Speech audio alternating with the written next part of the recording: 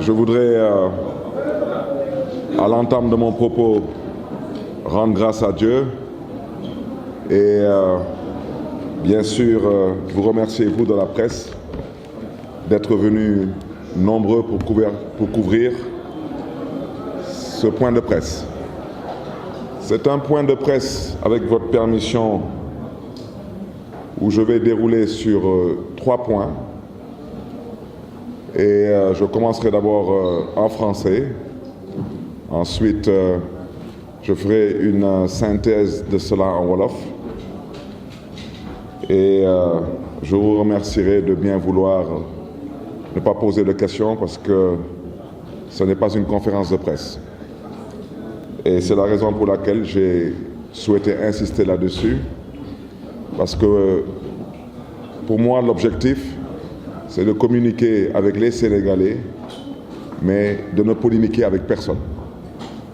Je communiquerai d'abord sur le premier point, c'est sur la mort tragique de M. Bassirou Diop, un honnête citoyen sénégalais qui était un membre dévoué de notre équipe de sécurité, mort dans des conditions tragiques et inacceptables. Je me permettrai ensuite de communiquer sur ma soi-disant radiation de l'Assemblée nationale du Sénégal. Et enfin, vous me permettrez de communiquer sur la mairie de Dakar. Donc, sur le premier point, je voudrais tout d'abord présenter mes sincères condoléances à la famille éplorée de feu Bassirou Diop. Je voudrais, sur ce point, interpeller Monsieur le procureur de la République à Saint-Louis, parce que je ne fais pas partie de ceux qui croient que M. Bassirou Diop est mort à l'hôpital. Et j'insiste là-dessus. Et il ne faudrait surtout pas chercher à nous faire croire que M. Bassirou Diop est mort à l'hôpital. Je voudrais rappeler d'abord les faits. Les faits, c'est qu'il y a une autorité, et je prends tout le peuple sénégalais à témoin, qui s'est permise, durant la campagne, d'élever la voix pour dire que le ministre de l'Intérieur et le ministre de la Justice ne faisaient pas leur travail, au prétexte qu'on nous a accusés d'être à l'origine de certaines violences à Saint-Louis, que nous avons toujours réfuté. Et tous ceux qui ont suivi le procès savent très bien qu'il n'y a jamais eu de violence à Saint-Louis. Ce qu'il y a eu, ce sont des provocations. Et ce qu'il y a eu, c'est ce qui se passe quasiment dans toutes les campagnes électorales depuis que le Sénégal est le Sénégal. Ce sont des échauffourées. Et pour ça, parce qu'on a voulu faire plaisir au prince, on a décidé d'arrêter sur 41 convois, on a décidé d'arrêter qu'un seul convoi sur 41. Et je voudrais dire qu'il ne s'agit pas d'une arrestation, mais plutôt d'une agression. Durant cette agression, l'objectif qui était visé, c'était de m'arrêter. C'était de m'arrêter, comme on a eu à arrêter en début de campagne M. Bougane Gueye Dany pour s'aborder et saboter la campagne de notre coalition Sàmm Sa Kàddu. L'objectif, c'était que Barthélémy Dias, tête de liste de Sàmm Sa Kàddu, ne puisse pas terminer la campagne et surtout ne puisse pas battre campagne à Dakar.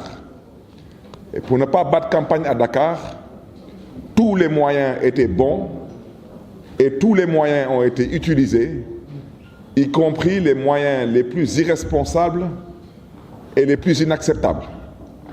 Personne n'a jamais vu dans ce pays un Premier ministre, soi-disant, descendre dans les bas-fonds et décider de se comporter en gladiateur, parce qu'étant à court d'arguments.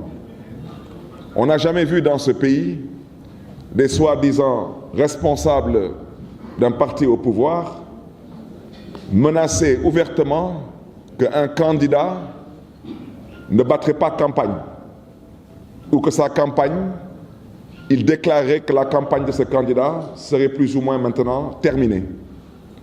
Alors, ce qui s'est passé, c'est que les instructions qui ont été données étaient d'arrêter ce convoi et de m'arrêter. Parce que semble-t-il que dans ce convoi, il y aurait des armes à feu. Et ce convoi a bel et bien été arrêté. Il a été fouillé de fond en comble et on n'a jamais trouvé d'armes à feu. Mais ce que je voudrais dire, et c'est le plus important, c'est que durant cette campagne, nous sommes peut-être la seule coalition ou l'une des seules coalitions qui avons battu campagne avec une équipe médicale et une ambulance médicalisée. Quand je quittais Thiès pour rejoindre Dakar, dans ce convoi, je le répète, il n'y avait aucune personne malade. Aucune. Ce convoi arrivait à hauteur de Aloukagne et ce n'est pas un coin qui a été choisi par hasard. Il a été choisi à cause, un, de son isolement et deux, à cause de l'obscurité. Ils ont intercepté le convoi par le biais des éléments de la brigade d'intervention polyvalente, avec des véhicules blindés, et il y avait plus d'une centaine d'éléments de la BIP, tous encagoulés, et ils m'entendent. Et nous n'avons pas communiqué là-dessus parce qu'on s'était dit que ce n'était pas la peine de verser dans l'émotion. J'accuse les éléments de la BIP, je le répète, d'avoir tiré sur les éléments de notre sécurité et d'avoir engendré des blessures, et ils m'entendent. Et le procureur de la République aussi, au besoin, peut me convoquer pour cela, parce que les preuves sont là, et les témoins sont là. J'accuse les éléments de la BIP d'avoir agressé les éléments de notre convoi, particulièrement les éléments de notre sécurité, avec une violence inouïe et une violence inacceptable. Seulement, je le répète une fois de plus, parce que le prince aurait, semble-t-il, dit que le ministre de l'Intérieur ne faisait pas son travail. Alors, faire votre travail, chers policiers, ce n'est pas de tirer sur d'autres citoyens. Parce que vous détenez certes le monopole de la violence légale, mais cela ne veut pas dire que vous avez le droit de faire ce que vous voulez. Vous n'avez pas le droit de tirer sur d'honnêtes citoyens désarmés. Vous n'avez pas le droit de maltraiter et surtout pas le droit de torturer d'honnêtes citoyens. Et c'est suite à tout cela que certains de nos éléments de sécurité, et je rappelle qu'il n'y a pas que Bassirou Diop actuellement qui est souffrant. Aujourd'hui, à l'heure où je parle, apparemment l'administration pénitentiaire s'est ressaisie entre-temps et nous avons certains de nos éléments qui ont été aujourd'hui conduits à l'hôpital de Saint-Louis. Parce que la vérité, ceux qui sont arrivés tous à Saint-Louis, mal en point, sur instruction, une fois de plus, de ce prince, qui considérait que M. le ministre de l'Intérieur n'avait pas assez fait son travail. Alors, ça, ce sont des choses à dénoncer. Au-delà de mon interpellation envers M. le procureur de la République, je souhaiterais dire que ce dossier sera un dossier qui sera aussi bien défendu ici au niveau local, parce qu'il n'est pas question qu'on laisse cela passer pour perte et profit. Il n'en est pas question. La police est responsable de ce qui s'est passé lors de cette agression et non cette arrestation à Aloukagne, et le ministre de l'Intérieur a des comptes à rendre au peuple sénégalais. Je rappelle que M. Bassirou Diop est un citoyen sénégalais. Et il n'est pas mort de mort naturelle, et il n'a surtout pas glissé sur une peau de banane. Et j'aimerais que le ministre de l'Intérieur puisse apporter des éclairages par rapport à ce que je viens de dire. Au nom de quoi et pourquoi la police a tiré sur nos éléments de sécurité? Au nom de quoi et pourquoi? Seulement pour plaquer les gens au sol, il fallait utiliser à la limite des techniques qui relèvent des arts martiaux pour maltraiter les gens et torturer les gens. Et ensuite, vouloir se comporter comme si on n'a absolument rien fait. Non, je suis désolé, vous êtes responsable de cette mort. Et à l'international aussi, ce qui devra être fait le sera. Il est temps que les gens qui dirigent ce pays comprennent une bonne fois pour toutes que le Sénégal est une république. est un État qui a signé et ratifié des conventions. On ne peut pas tuer comme on veut dans ce pays et on ne peut pas faire ce qu'on a envie de faire. Sur ce registre, je voudrais dire que nous avons, avec la famille du défunt Bassirou Diop, nous avons souhaité qu'une autopsie soit faite. Et après cette autopsie, nous accompagnerons notre ami, notre frère, Bassirou Diop, vers sa dernière demeure. Que Dieu, dans sa miséricorde, l'accueille en son paradis céleste. Mais je voudrais dire à ces autorités que ce que vous avez fait, c'est inadmissible et inacceptable. Seulement pour arrêter un homme politique, vous n'avez pas besoin de verser dans le ridicule. Ça, c'est ridicule. Vous ne pouvez pas dire qu'il y a eu une bagarre à Saint-Louis, vous arrêtez un convoi et vous prenez 80 personnes comme ça, au pipeau, et vous les amenez en prison. Et sur ces 80 personnes, il n'y a pas que des gardes du corps. Il y a un gosse, quand j'ai su qu'il en faisait partie, c'est Babacar, qui est le fils d'une ancienne collègue à moi avec qui j'ai partagé la 14e législature, Ndeye Sira. Babacar lui-même, qui est un influenceur, qui n'a rien à voir avec la sécurité et qui n'a absolument rien à voir avec des violences politiques. Vous arrêtez des chauffeurs qui ne font que conduire des véhicules. Mais à un moment donné, il faut savoir raison garder et respecter l'intelligence des Sénégalais. Et pendant ce temps, c'est comme si le procureur de la République, il n'a pas vu ce qui s'est passé à Koungheul. Ça, il n'a pas vu.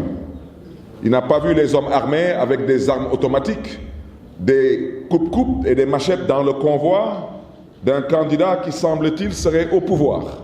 Ça, il ne l'a pas vu, le procureur. Mais le procureur, il a vu le convoi de Barthélémy Diaz seulement sur la base d'accusations mensongères et faillacieuses. Que, semble-t-il, Barthélémy Diaz serait surarmé. Vous avez arrêté le convoi. Pendant 2 heures de temps, vous avez fouillé le convoi. Vous n'avez trouvé aucune arme à feu. Vous n'avez trouvé que du matériel de gardiennage. Qu'est-ce que vous allez expliquer aux Sénégalais maintenant? Et comment est-ce qu'on peut accepter de partir à un procès? Le procès, toutes les plaidoiries ont été entendues. Et le juge se permet de mettre en délibéré 1 mois et 4 jours plus tard pour un dossier qui est traité en flagrant délit. C'est scandaleux et c'est honteux pour la justice de ce pays. Et aujourd'hui, on nous demande d'avoir espoir en cette justice. On aimerait bien en avoir. Mais combien de Sénégalais aujourd'hui ont espoir en la justice de leur pays? On n'a malheureusement pas d'autre choix parce qu'on n'a pas ailleurs où partir. Mais à cette justice, nous avons tout de même le devoir et la responsabilité de les inviter à un peu plus de retenue. Soyez indépendants, soyez justes et dites le droit et rendez justice au nom du peuple sénégalais. Les 80 personnes qui sont à Saint-Louis n'ont rien à faire en prison. Ces personnes n'ont absolument rien à faire en prison. Ces personnes sont aujourd'hui otages parce qu'on a voulu arrêter un leader politique qui, par la grâce de Dieu, a réussi à ne pas se faire arrêter. Ce n'était que ça. Je voudrais par la même occasion aussi présenter des condoléances et dire que je serai à Saint-Louis dans la semaine pour aller présenter des condoléances à un autre de nos camarades qui malheureusement, le jour du pseudo-procès, son père qui se déplaçait pour venir assister au procès est mort à l'entrée de Saint-Louis suite à un accident. Donc dire seulement encore une fois de plus que tout cela nous peine de voir qu'après toutes ces années de lutte pour que le Sénégal devienne une terre de démocratie, que ces mêmes personnes avec lesquelles nous nous sommes battus, que ces mêmes personnes décident aujourd'hui de ramener le Sénégal encore je ne sais pas combien d'années en arrière. C'est comme si nous sommes maudits. Ça veut dire que nous passons notre temps à nous battre, à verser notre sang, à faire la prison, à sacrifier les vies, et c'est pour toujours mettre 2 pas en avant et en remettre 4 ou 5 en arrière. Vous me permettrez de passer sur le deuxième point, c'est sur la soi-disant radiation de Barthélémy Diaz de l'Assemblée nationale.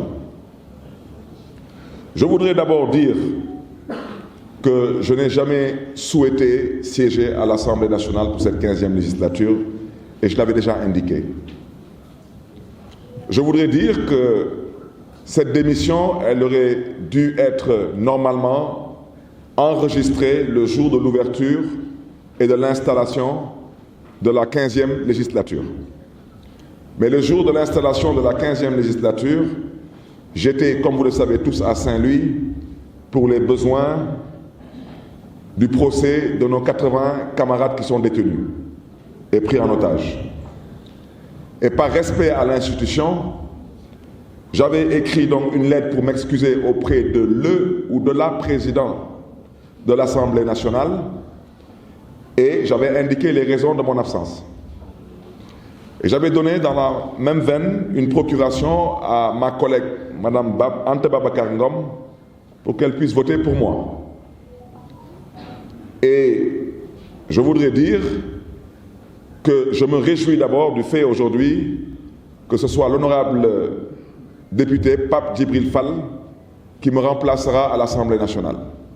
C'est un parlementaire chevronné, c'est un homme politique exceptionnel et c'est surtout un homme politique engagé.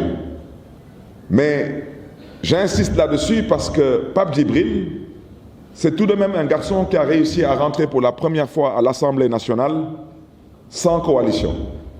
Donc, mon intime conviction, c'est que Pape Djibril Fall a sa place à l'Assemblée nationale.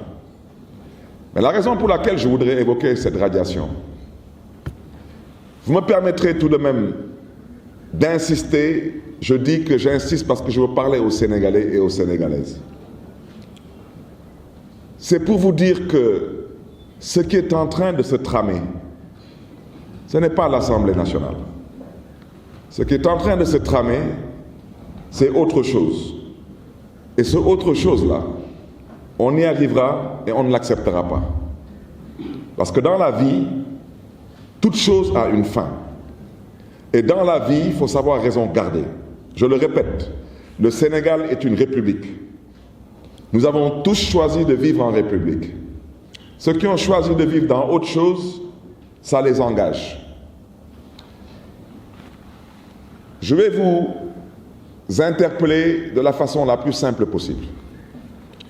Si j'étais aujourd'hui élu président de la République du Sénégal, un député est élu, un président de la République est élu, est-ce que quelqu'un aujourd'hui oserait me déchoir de mon mandat de président de la République? C'est une question que je pose aux Sénégalaises et aux Sénégalais. C'est la même chose qui s'est produite avec l'Assemblée nationale. L'Assemblée nationale du Sénégal a un règlement intérieur. Et au Sénégal, nous avons une charte fondamentale qui est la Constitution. Il y a une différence entre un délit et un crime. L'Assemblée nationale considère que, dans son règlement intérieur, que vous soyez condamné pour un délit ou pour un crime de façon définitive, l'Assemblée nationale considère que sur demande du ministre de l'Intérieur, vous devez être radié. Radié de la liste des députés du mandat en cours. Et on n'a pas besoin de faire Sciences Po pour comprendre ce que j'explique. Maintenant, ceux qui sont de mauvaise foi et de mauvaise volonté, ils sont libres, mais à chacun son tour. Et franchement, pour ceux qui se réjouissent de cette radiation, vous me permettrez de vous dire que, je le dis et je le répète, en toute humilité, je n'ai pas ma place dans cette Assemblée nationale du Sénégal, pour des raisons qui me sont propres. C'est tout. Maintenant, je vous poserai la même question. Comme le ministre de l'Intérieur dit que j'ai été condamné définitivement, je lui demande, est-ce que sur les 165 députés, est-ce que je suis le seul député à être condamné définitivement? Parce qu'il semble que le ministre de l'Intérieur, monsieur le ministre de l'Intérieur vit dans un autre pays qui s'appelle le Sénégal. Je lui rappelle qu'au Sénégal, je ne suis pas le seul homme politique à avoir été récemment condamné définitivement. Et au passage, j'aimerais aussi indiquer aux uns et aux autres que la condamnation définitive, ce n'est pas la décision de la Cour suprême. Non, La Cour suprême ne juge pas. La Cour suprême, elle constate des faits, des procédures. Et la preuve, quand on nous juge à la Cour suprême, on n'est pas présent, parce qu'on ne nous juge pas. La condamnation définitive, elle intervient lors de la décision de la Cour d'appel. Alors, je rappelle que la Cour d'appel m'a condamné définitivement en 2017. 2017, on est en quelle année? 2024. Ça fait combien d'années? Monsieur le ministre de la Justice, je vous interpelle parce que d'abord vous êtes un magistrat. Vous n'êtes pas un homme politique. Ce que je dis, vous savez si ce que je dis est vrai ou pas. Donc vos soi-disant 5 ans sont passés depuis belle lurette. Mais je vous le répète, je ne suis pas intéressé par siéger dans cette soi-disant 15e législature. C'est tout, c'est pour des raisons personnelles. J'ai été définitivement condamné à la cour d'appel. C'était en 2017, si mes souvenirs sont bons. 2017 et 2024. Mais je pense tout de même, à moins que je me trompe, je pense que ça fait plus de 5 ans. Vous parlez de quelle condamnation définitive? Est-ce que vous pouvez, de grâce, respecter les Sénégalais et arrêter votre acharnement sur ma modeste personne? Je ne vous ai absolument rien fait. Et ce n'est pas parce que le prince a dit que vous, monsieur le ministre de la Justice, vous ne faites pas votre travail, mais que vous devez vous donner un spectacle. Je suis désolé, monsieur le ministre de la Justice. Vous avez été dans ce pays procureur de la République. Vous êtes magistrat et vous connaissez très bien le dossier de la fusillade de Mermoz-Sacré-Cœur. Et vous savez très bien si on m'a provoqué ou pas. Maintenant, monsieur le ministre de la Justice, pendant qu'on y est, par respect à l'intelligence des Sénégalais, radiation pour radiation, je vous demande aussi de radier un autre député qui semblerait-il a déjà été définitivement aussi condamné. Sinon, c'est 2 poids, 2 mesures. Ça veut dire c'est la justice des vainqueurs. Et vous n'avez pas été élu pour ça. Ensuite, mais pendant qu'on y est, il y a des gens qui ont dit ici qu'ils vont abroger la loi d'amnistie. On est d'accord? Mais pendant qu'on y est, monsieur le ministre de la Justice, il faudra répondre aux Sénégalais le moment venu. Si on abroge la loi d'amnistie, l'actuel président de la République du Sénégal, il reste au palais ou il retourne en prison? Comme vous voulez prendre les Sénégalais pour des canards sauvages. Monsieur le ministre de la Justice, l'actuel soi-disant Premier ministre du Sénégal, il reste à la primature ou bien il retourne en tôle? Parce qu'ils sont sortis de prison à cause de cette loi d'amnistie. Si on abroge la loi d'amnistie, je vous pose seulement la question, il reste en poste ou il retourne en prison? Arrêtez de vous amuser avec l'intelligence des Sénégalais et surtout arrêtez de vous amuser avec la justice. On ne s'amuse pas avec la justice. C'est la raison pour laquelle vous me permettrez de dire que nous avons pris la décision de déposer un recours, pas pour retourner à l'Assemblée nationale, parce que j'ai déjà décidé que je ne siégerai pas dans cette 15e législature. Pour des raisons personnelles et par respect aux Sénégalaises et aux Sénégalais, je ne souhaiterais pas évoquer ces raisons. Mais nous voudrons aujourd'hui, à travers ce recours, que les Sénégalais puissent voir eux-mêmes si les tenants actuels du pouvoir sont des personnes sérieuses ou pas, des personnes de confiance ou pas, des personnes qui croient en l'état de droit ou pas. Parce que vous ne pouvez pas me radier et laisser d'autres personnes qui sont définitivement condamnées à l'Assemblée nationale, au prétexte que soi-disant, ils auraient suspendu leur mandat. Ils sont eux, condamnés définitivement, et eux, ils ont été condamnés il y a moins de 5 ans. Donc, eux, ils méritent d'être radiés, mais pas moi. Moi, j'ai été condamné il y a plus de 5 ans. Et je le répète, la condamnation définitive, c'est celle qui est prononcée par la Cour d'appel et non par la Cour suprême. La Cour suprême ne juge pas. Et vous savez très bien de quoi je parle. Et tous les experts de droit peuvent confirmer ce que je dis.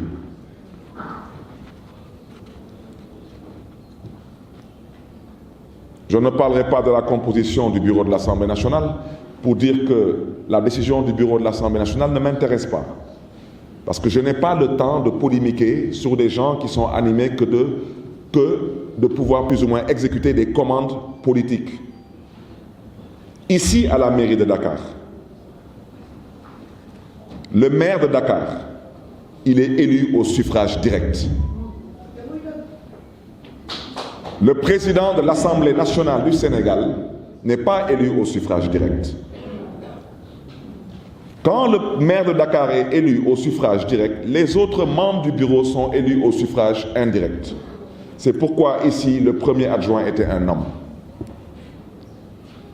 Cette même justice nous a dit ce bureau n'est pas valable, vous devez le reprendre.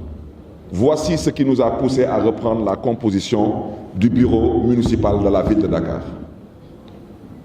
Alors, l'Assemblée nationale, qui est supposée être aujourd'hui le berceau de la vertu, eh bien, eux, ils décident de violer la loi sur la parité. Et c'est eux-mêmes qui ont voté la loi sur la parité. Alors, vous voulez que je pense quoi de leur décision du bureau de l'Assemblée? Vous m'excuserez, je n'ai que du mépris envers cette décision. Je terminerai par le troisième point. Le troisième point, ça concerne la mairie de Dakar. Alors là, je voudrais que les choses soient bien dites. Il y a des choses qui sont passées à l'Assemblée nationale. Il y a des choses qui sont passées ailleurs. Ce qu'ils ont envie de faire à la mairie de Dakar, je tiens à vous le dire tout de suite, nous ne l'accepterons pas.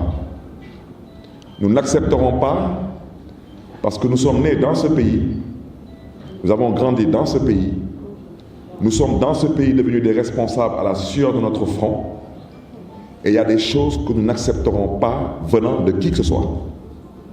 Et ce que j'ai à dire ici, je veux que ce soit entendu de tous, et que ce soit surtout bien entendu au niveau de la communauté internationale. Parce que ceux qui pensent que le Sénégal est autre chose qu'une république, l'apprendront à leurs dépens. Le Sénégal est une république. L'état de droit, vous avez la responsabilité de le respecter, l'état de droit. Vous avez la responsabilité de respecter et de faire respecter les textes et les lois qui sont en vigueur dans ce pays et qui font de ce pays un état de droit. Vous pouvez vous débarrasser de n'importe quel député dans un mandat en cours s'il est définitivement condamné pour un délit ou pour un crime. Comme il y a certaines personnes qui semblent ne pas connaître les textes, me permettrai de leur rappeler l'article 135 du Code général des collectivités locales, qui stipule que lorsque le maire ou tout autre conseiller municipal est condamné pour crime, je le répète, pour crime, virgule, sa révocation est de droit. Je vous invite à retourner voir les arrêtés qui ont été rendus dans l'affaire de la fusillade de Mermoz-Sacré-Cœur. Je n'ai pas été condamné pour crime, j'ai été condamné pour un délit. Ce n'est pas un crime. Et je parle français. Maintenant, ceux qui ont décidé d'interpréter le français pour voir comment chercher les voies et moyens pour m'enlever de mon poste de maire de la ville de Dakar, je souhaiterais leur dire tout de suite, dès à présent, que je ne l'accepterai pas. Et je n'irai pas plus loin que ça.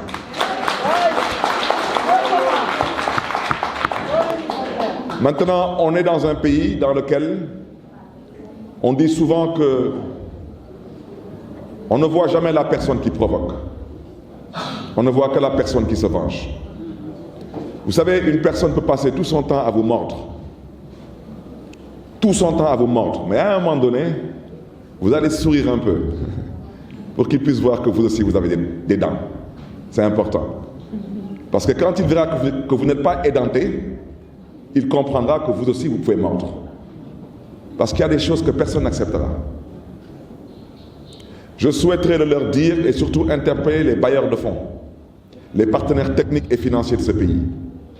Parce que le Sénégal est un État aujourd'hui qui est respecté et respectable parce qu'il respecte certains critères.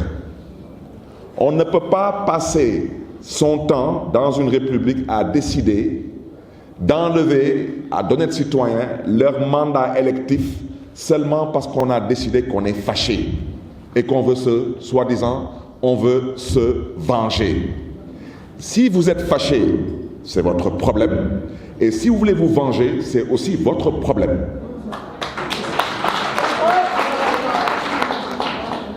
Je l'ai déjà dit, ma philosophie est très simple. Ku jëf jël, ku ñàkk jëriñu, ku mer bokko. La politique, il faut donner des coups, il faut accepter d'en recevoir. Mais la politique, c'est d'abord une histoire de gentlemen et de gentlewomen. La politique ne peut être faite que par des personnes qui comprennent le sens de l'élégance républicaine et de la courtoisie citoyenne. La politique, vous m'excuserez de l'expression, elle n'est pas faite pour les arrivistes, pour les parvenus et pour les va-nu-pieds. La politique, c'est de l'élégance. Ça fait 20 ans que je suis en politique. Je suis fils de politique, j'ai été formé par des politiques. La politique, c'est l'élégance. Pour la mairie de Dakar, je voudrais dire que nous ne bougerons pas d'un iota. Maintenant, nous sommes des citoyens, nous vivons dans une république et nous savons ce que l'État a le droit de faire.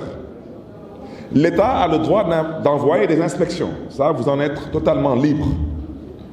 Les inspections, j'en connais. Je connais l'inspection générale d'État, je connais la Cour des comptes.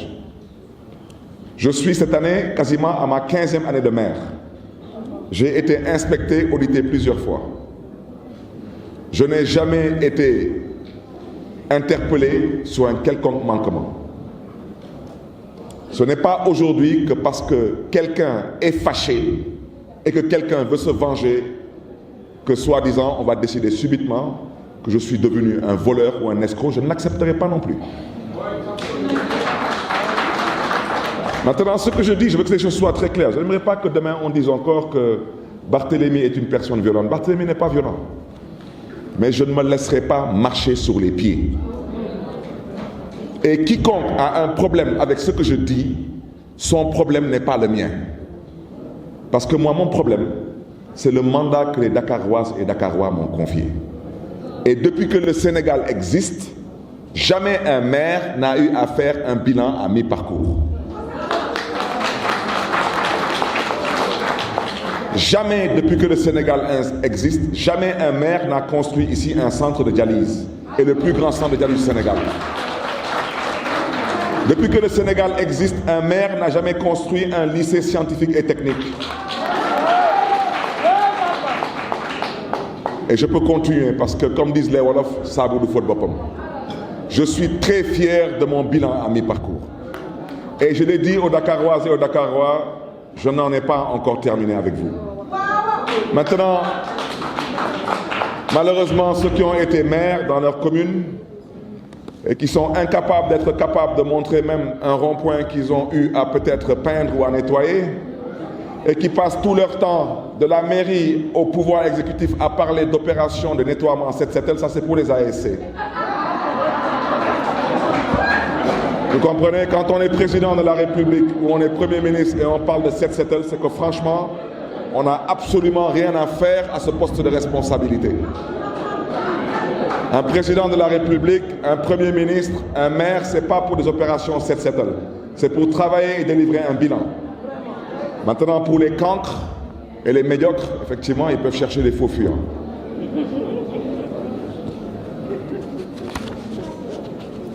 Je terminerai en disant une chose. Par la grâce de Dieu, auditez la mairie de Dakar autant que vous voulez. Nous sommes fiers de ce que nous avons fait. Nous n'avons pas terminé de travailler pour Dakar. Et ce n'est pas vous qui allez nous empêcher de servir Dakar. Nous, nous sommes nés à Dakar. Nous, nous avons grandi à Dakar. Nous, on habite Dakar et nous, nous sommes des Dakarois. Maintenant, Dakar, tout Sénégalais est Dakarois. Parce que vous soyez du nord, du sud, de l'est, de l'ouest, du centre, Dakar est votre capitale. On n'a de complexe envers aucun citoyen d'aucune contrée du Sénégal. mais que ceux qui ont des complexes envers les Dakarois et les boys Dakar, on les invite à la tenue et à la retenue. Je terminerai mon propos par dire à l'endroit des tenants actuels du pouvoir. Je constate avec amertume, comme la plupart des Sénégalais, votre incompétence, votre incapabilité et votre incapacité éventuellement à pouvoir délivrer, à pouvoir tenir vos promesses. Mais je ne suis pas votre ennemi. Je ne suis pas à l'origine de vos problèmes. Vous avez un problème, pour ne pas dire un problème de 3 ordres. Votre premier problème, c'est d'abord de combattre la vie chère. Vous avez été élu pour ça. Ne l'oubliez pas et arrêtez de divertir les Sénégalaises et les Sénégalais. Vous n'avez pas été élu pour combattre Barthélémy Diaz. Vous n'avez surtout pas été élu pour vous mettre ici à mettre en avant la justice des vainqueurs. Vous n'avez pas non plus été élu pour chercher aujourd'hui à vous accaparer de la mairie de Dakar par une voie autre que la voie démocratique et électorale. Votre deuxième problème, c'est que vous devez d'abord trouver de l'emploi aux jeunes. Vous avez promis ça aux jeunes. Vous avez promis aux jeunes que l'immigration clandestine serait un vieux souvenir. Et votre troisième problème, c'est surtout de pouvoir relancer l'économie et le social. Depuis que le Sénégal existe, c'est la première fois qu'un bailleur de fonds, partenaire financier du Sénégal, de l'envergure du Fonds monétaire international, qui se permet de dire qu'il suspend l'aide au développement du Sénégal jusqu'en juin 2025. C'est d'une extrême gravité et ça veut dire ce que ça veut dire. Aujourd'hui, pour que l'Union européenne prenne la décision qui est la sienne sur les licences de pêche, ça veut dire ce que ça veut dire. Je ne connais pas encore, depuis que je suis né, je ne connais pas de pays au monde, de pays qui a réussi ou des pays qui ont réussi à se développer avec une certaine coopération ou avec certains partenaires. Je ne cite personne. Mais je le répète, dans le concert des nations, mieux vaut être du bon côté de l'histoire que de chercher à penser que un pays, c'est peut-être éventuellement un poulailler qu'on vous a confié. Si vous n'avez pas trouvé un bon prix pour vos œufs ou vos poulets, vous cherchez un autre client. Non, ça ne marche pas comme ça. Un pays, c'est d'abord des relations historiques. Un pays, ce sont des relations traditionnelles. Un pays, ce sont des relations bilatérales, multilatérales. Un pays, c'est une notation. Un pays, c'est de la diplomatie. Et le Sénégal, pendant des décennies, toutes générations confondues, ont eu à travailler pour que le Sénégal soit aujourd'hui l'un des pays les plus respectés et les plus respectables en Afrique et dans le monde.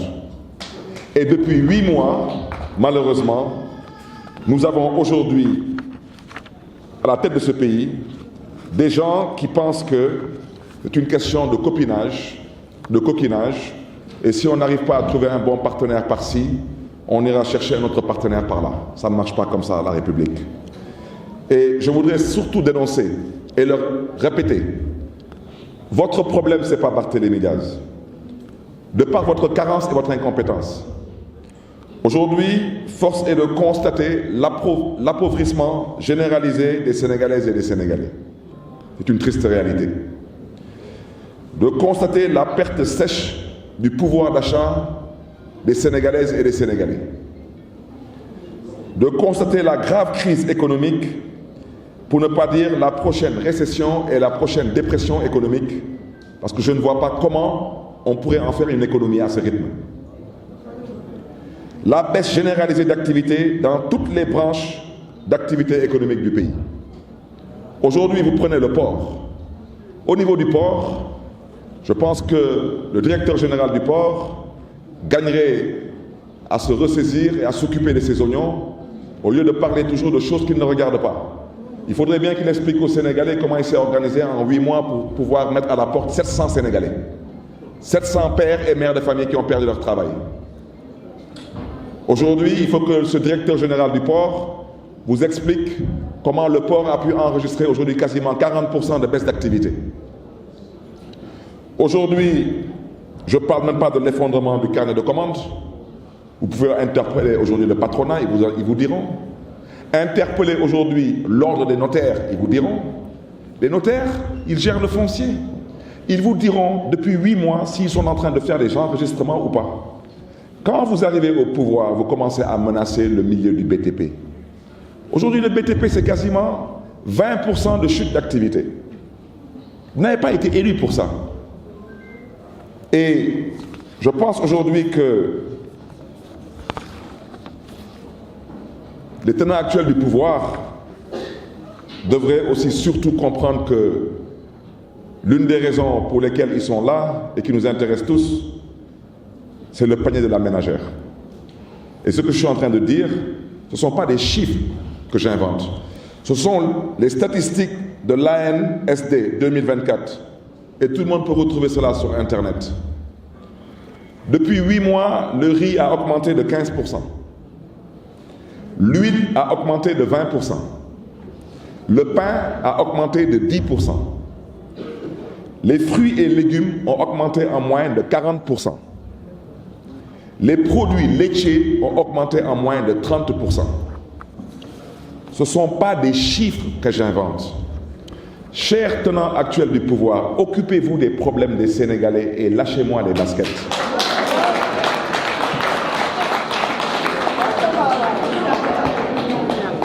Il faudrait aussi que vous ayez le courage d'expliquer aux Sénégalais, parce que vous n'avez pas le courage de leur dire la vérité. Mais expliquez au moins aux Sénégalais, de mars 2024 à décembre 2024, comment vous vous êtes organisé pour qu'il y ait une hausse de 23% sur le prix du mètre cube pour le consommateur. Les factures Sen'Eau sont là, regardez les vôtres. Je n'invente rien du tout. Chers tenants actuels du pouvoir, pouvez-vous expliquer aux Sénégalaises et aux Sénégalais par quelle alchimie vous vous êtes organisé pour que de mars 2024 à décembre 2024, qu'il y ait une hausse de 18% sur le prix du kilowattheure d'électricité? Vous avez été élu pour ça et non pour combattre Barthélémy Diaz. Quant à moi, je vous donnerai rendez-vous en 2029.